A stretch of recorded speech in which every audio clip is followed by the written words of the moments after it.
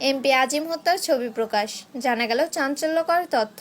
কলকাতার নিউ টাউনের সঞ্জীবা গার্ডেনের ফ্ল্যাটটিতে ঝিনাইদহ ৪ আসনের সংসদ সদস্য আনোয়ারুল আজিমের হত্যার ছবি পেয়েছে গণমাধ্যম।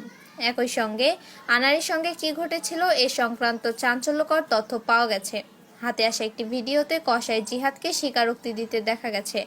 এতে তিনি জানান, বালিশ চাপা দিয়ে আনারকে হত্যা করা হয়। এরপর ওই ফ্ল্যাটের বাথরুমে তার মরদেহ টুকরো টুকরো ফ্লাশ করা হয়। অজ্ঞান করা রাসায়নিক ক্লোরোফর্ম দিয়ে এমপি আনারকে অচেতন করে বালিশ চাপা দিয়ে নির্মমভাবে হত্যা করা হয়। হত্যা করেই থামেনি খুনিরা।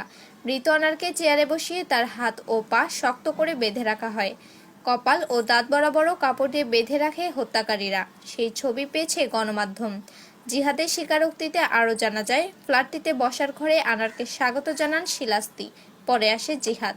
তখন শিলাস্তিকে নিচের ফ্ল্যাটে যেতে বলা হয়।